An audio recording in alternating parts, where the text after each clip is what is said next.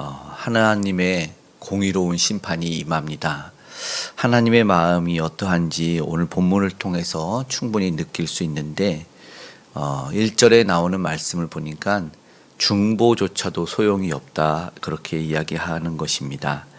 모세와 사무엘 그들이 섰다 할지라도 내 마음은 이 백성을 향할 수 없다라는 하나님의 굳은 결의, 그 공의로, 쉽게 말하면 나는 이제 화가 많이 나서 내 마음은 저 백성을 용서할 수 없다, 이렇게 표현을 하고 있는 것이죠.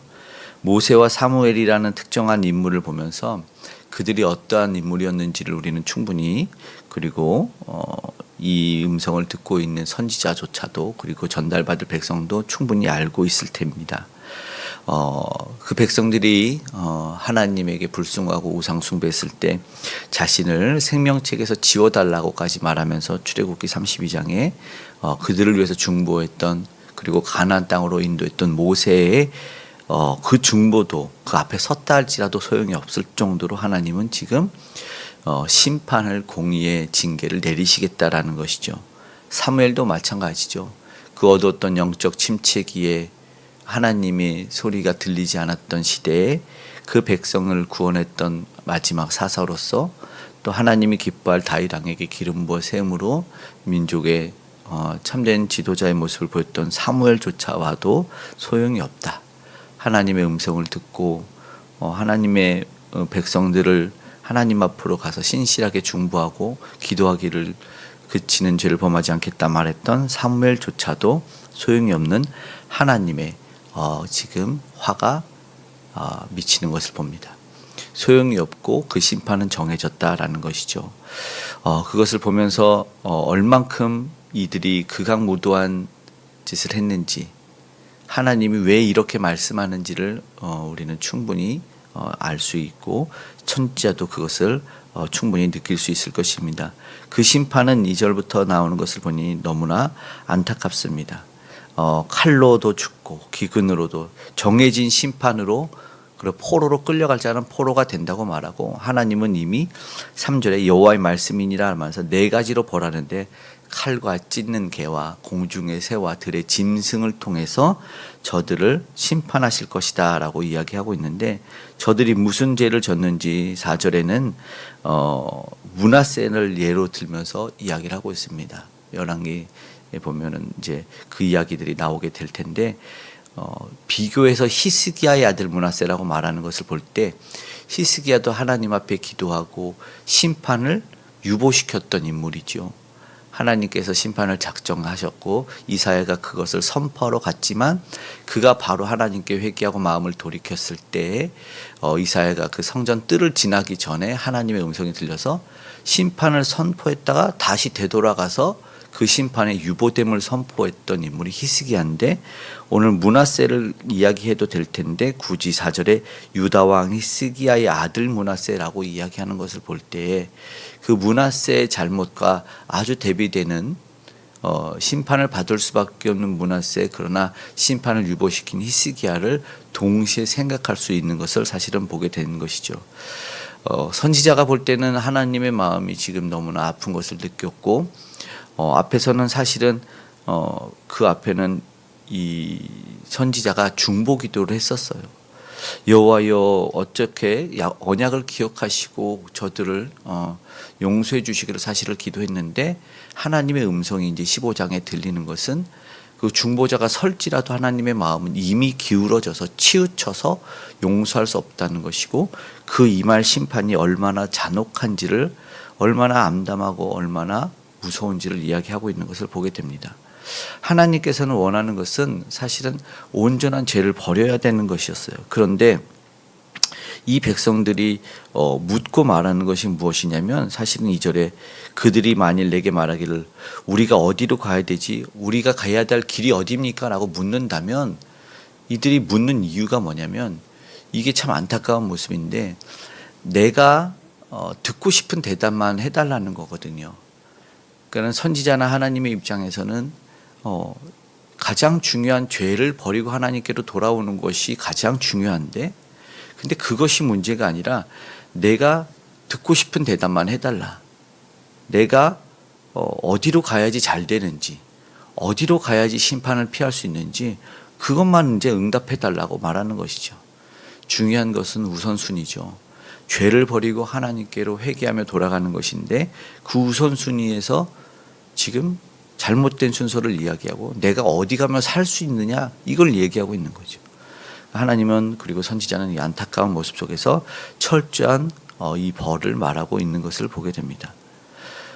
그 가운데 우리는 이 하나님의 마음을 한 번 더 볼 수가 있는데 하나님이 이제 5절에서 6절에 보니까 예루살렘아 너를 불쌍히 여길 자가 누구며 너를 위해 울 자가 누구며 평안을 물을 자 누구냐. 그리고 6절에 여호와께서 이르시되 내가 나를 버려서 이렇게 내 뜻을 돌이키기에 지쳤음이라 이런 표현을 하십니다.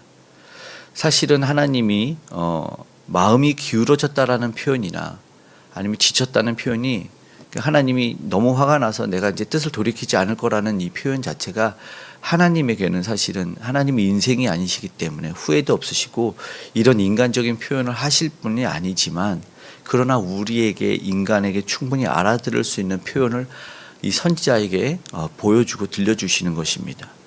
하나님이 정말로 지쳤으면 그리고 정말 기울였으면 그 즉시 하나님은 뭔가를 시행하실 수 있는 분임에도 불구하고 그 백성에 대한 하나님의 마음을 전달하고 싶은 아주 중요한 뜻이 있었기 때문에 이야기하고 있는 것이죠.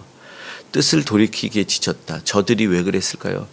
끝없이 범죄하고 돌이켜놓으면 또 범죄하고 이게 변함없는 그 반복되는 죄악 속에서 하나님은 그 변절되는 그 모습들에서 심판을 미루기도 하고 구원자를 보내주기도 하고 선지자를 보내주기도 하고 하면서 아주 오랫동안 수없이 많이 참아왔는데 하나님이 지쳤다라는 표현을 할 수밖에 없는 것이죠.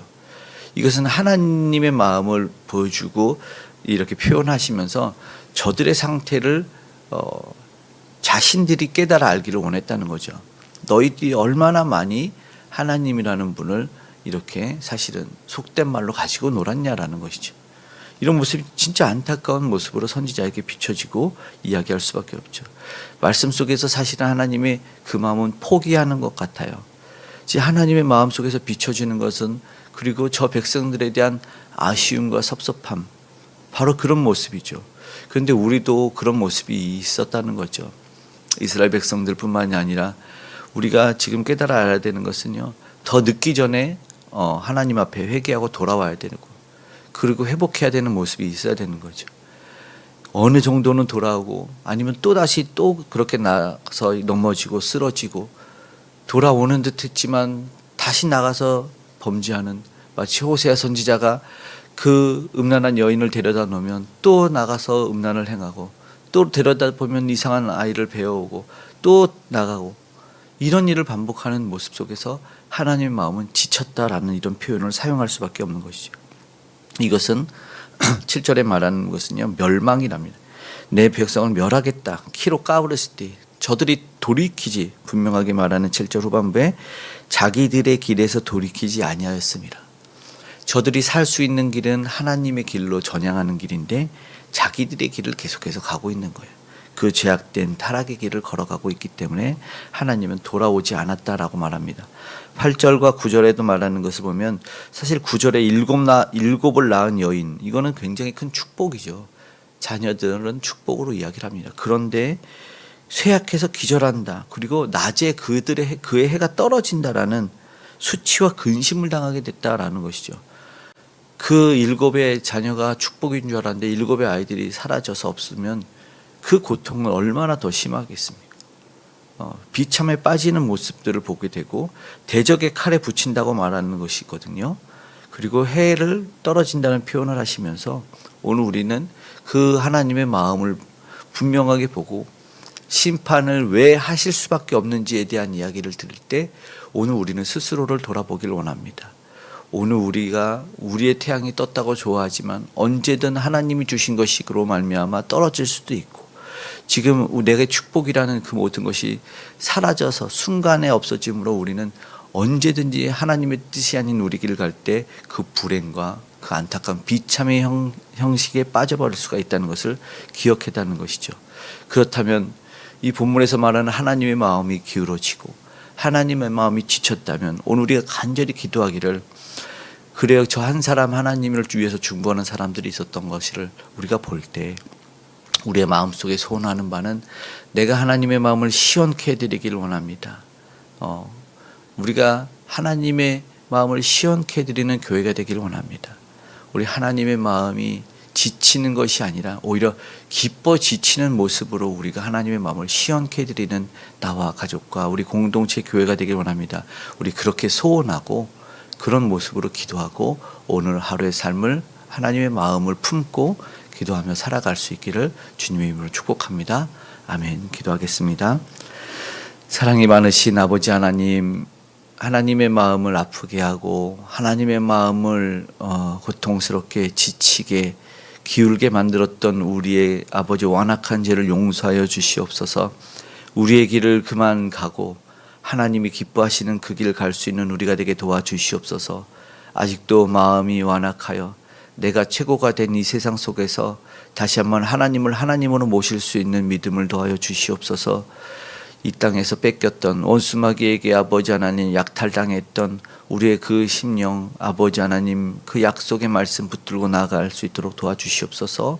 하나님의 사랑을 알 수 있도록 세계 열방에 그 복음 전하는 우리 선교사님들 특별히 기억하여 주시고 이 나라 이 민족도 또 세워진 모든 교회들 가운데 하나님의 온전하심을 아버지 하나님 알고 깨달아 나아서 아버지의 마음을 시원케 해드리는 우리 모두가 되게 도와주시옵소서. 심판을 유보시켜 주시길 원합니다.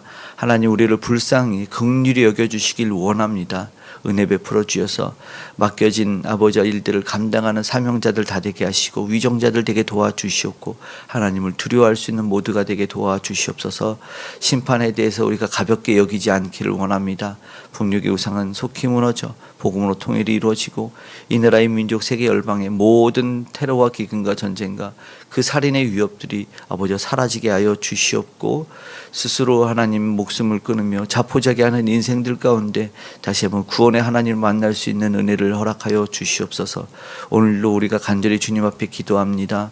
하나님 도우셔서 우리의 모든 기도에 응답하시고 특별히 우리 다음 세대를 향해 기도하고 우리 자녀들을 향해 기도할 때 저 자녀들이 정말 축복된 자녀로 설 수 있도록 믿음 안에 굳건히 설 수 있도록 도와주시옵소서. 우리의 간절한 기도에 응답하시며 홀로 영광 받으실 아버지께 감사드립니다. 우리의 모든 삶의 현장에서 터전에서 일터에서 동행하심에 안전으로 건강으로 지켜보아여 주시옵소서. 심령이 상한 영혼들을 위로하여 주시기를 간절히 소망하며 고마우신 예수님의 이름으로 기도드리옵나이다. 아멘.